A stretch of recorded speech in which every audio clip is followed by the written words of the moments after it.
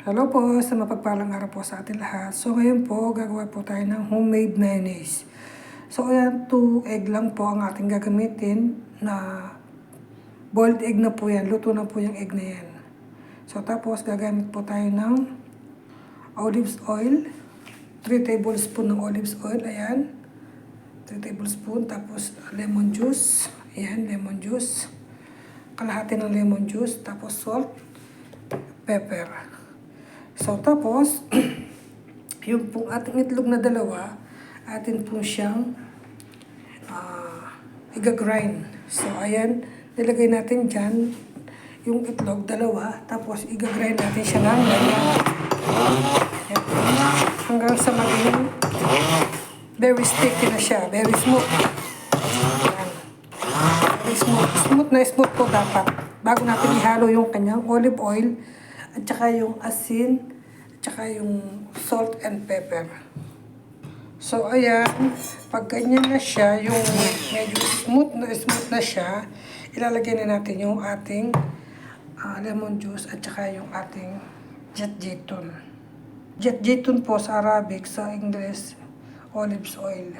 Yan. So, ayan, ilalagay na natin siya dito. Yan, ilagay na natin yan. Kasama na rin yung ating lemon juice. Kalahati muna.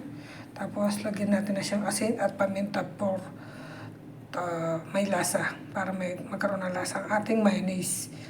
Adjust po ng pampalasang asin at paminta. Nasa inyo po yun kung okay na ang ating panlasa.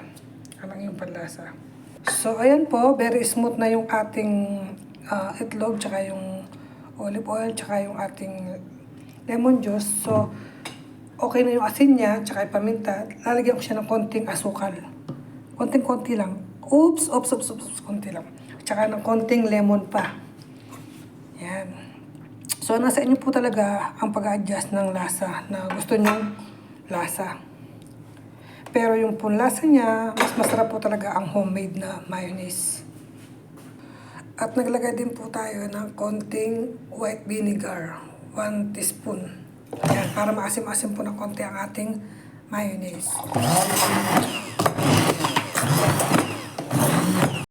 So, ayan na po ang ating homemade na mayonnaise. Napakasarap. So, hindi rin pala na puro olive oil ang gagamitin. Pwede rin gamitin ng regular oil. Yan, kung wala po kayong olive oil, pwede siyang regular oil. So, ayan, ang ating very smooth na homemade mayonnaise. Lilipat po natin siya sa garapon. Creamy mayonnaise homemade ni Parcel Kitchen Tutorial. So, eto na po ang nagawa nating mayonnaise, isang garapon. Diba? Makakatipid tayo, hindi na tayo bibili sa labas sa mga grocery. So, yun lang po ang ating share ngayon na tutorial. God bless po sa ating lahat, mga kapalangga.